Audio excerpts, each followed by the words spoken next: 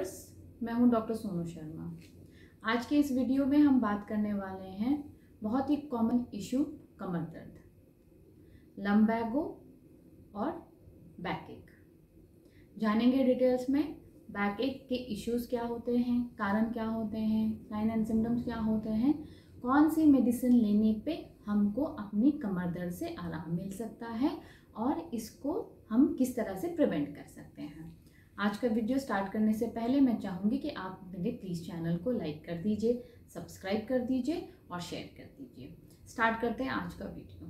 लंबैगो, कमर दर्द और बैक एक। लंबैगो जो होता है, हम यूजुअली जो पेन जो होता है लंबर रीजन 3 और 4 के जो बीच में होता है उसको कहते हैं मेडिकल टर्म्स में।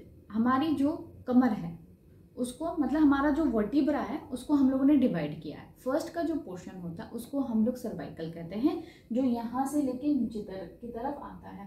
सेकेंड का जो पोर्शन होता है उसको क्या कहा जाता है, थोरैसिक रीजन कहते हैं, जो यहाँ से लेके यहाँ की तरफ होता है।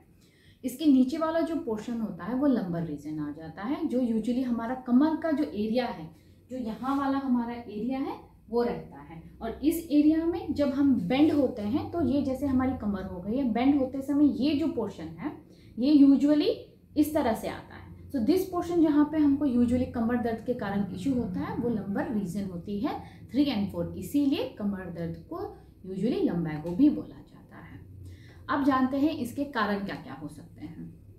नंबर 1 कारण होता है फॉल्टी पोस्चर के कारण, मतलब जिस तरह से हम लोग बैठ रहे हैं, हमारा बैठने का उठने का तरीका अगर सही नहीं होता तो उसके कारण हमको कमर की शिकायत हो सकती है। अगर जब हम बैठते हैं तो हम लोग को अपनी पीठ को एकदम स्ट्रेट करके बैठना चाहिए, ना कि क्राउच और ऐसे करके।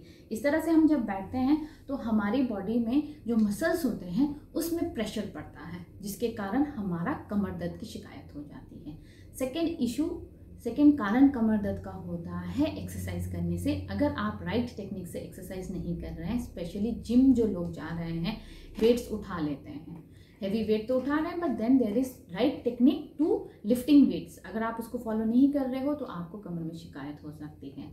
या फिर लेबर लोग जो होते हैं, जो श्रमिक हमारा सेक्शन है, वो यूजुअली क्या करते हैं, कुली हो गए, इनको भारी भारी बोझ उठा के चलना होता है, उनमें इशू आ जाता है। फीमेल्स में आ जाता है आफ्टर चाइल्ड बर्थ, प्रेगनेंसी में जब डिलीवरी हो रही होती है, सिजेरियन सेक्शन से हो जाता है, उसके कारण भी आ सकता है। इसके अलावा स्पोर्ट्स रिलेटेड इंजरी हो गई, आप लोग गिर गए हो या फिर स्लिप डिस्क हो गई है, उनके कारण हो सकता है।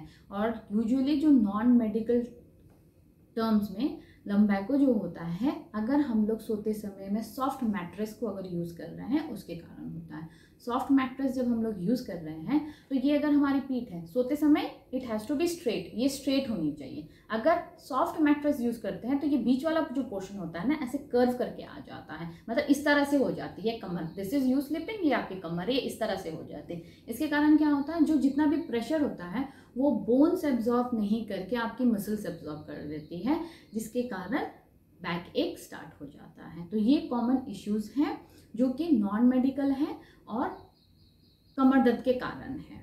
अब हम जानेंगे कुछ इश्यूज ऐसे भी होते हैं जो मेडिकल अंडरलाइन डिजीजेस कॉजेस के कारण आपको हो सकता है, जैसे किडनी स्टोन हो गया है, ऑस्टियोआर्थराइटिस हो गया, ऑस्टियोपोरोसिस हो गया, लीवर में कुछ इश्यू होने से आपको कमर दर्द हो सकता है, स्लिप डिस्क के कारण आपको कमर में दर्द हो सकता है।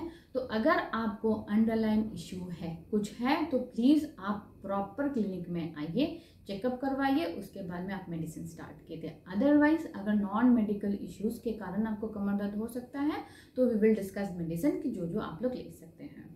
फर्स्ट मेडिसिन जो मैं रिकमेंड करना चाहूँगी वो स्पोर्ट्स रिलेटेड इंजरी के कारण है। स्पोर्ट्स के कारण अगर आपको इंजरी हो गई है तो आप रूटा 200 और आप रस्टॉक्स 200 को कॉम्बिनेशन करके आपको लेना है। आपको दोनों का कॉम्बिनेशन बनाते हुए आपको दिन में 2-2 बूंद करके दिन में 3 बार ले लेनी है। अगर सिजेरियन सेक्शन हुआ है और उसके बाद में फीमेल को अगर कमर में दर्द हो जा रहा है तो हम क्या करेंगे, हम लोग काली कार्ब का यूज़ करेंगे। काली कार्ब हम लोग 6x यूज़ कर सकते हैं और हम जो है 4-4 टैबलेट करके सुबह शाम ले लेंगे।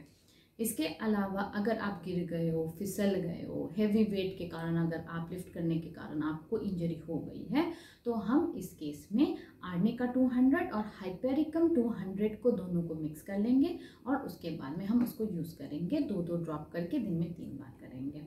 अगर आपको कमर दर्द की जो इशू है वो जो आ रहा है किसके कारण, पाइल्स के कारण, बवासीर जिसको कहते हैं उसके कारण एसोसिएटेड है, तो ऐसे में हम लोग को एसिकुलस हिप 200 का यूज़ करना है, 2-2 बूंद करके दिन में 2 बार। और हम क्या कर सकते हैं, अगर एज से रिलेटेड हमारे कमर दर्द हो गए हैं, जैसे ऑस्टियोआर्थराइटिस, ऑस्टियोपोरोसिस हमको हो गया है, तो हमको पहली चीज़ क्या करनी है, कैल्शियम और विटामिन डी का जो होता है सप्लीमेंट्स हम लोग को यूज़ करना है। इसके अलावा हम क्या कर सकते हैं, हम लोगों को यूज़ करनी है आर्निका।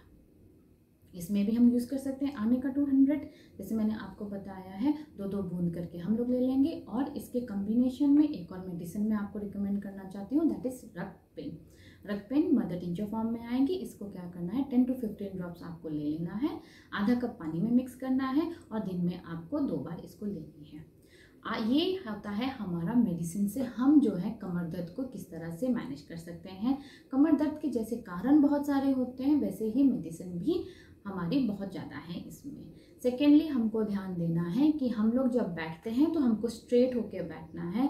अगर हम लोग वर्कआउट कर रहे हैं जिम जाके, तो हम लोग को राइट टेक्निक से वेट लिफ्ट अप करना है। एक्सरसाइज जो हम कर रहे हैं एवरी टाइम राइट टेक्निक से होना चाहिए, मसल में स्ट्रेन स्प्रेन नहीं हो जाना चाहिए।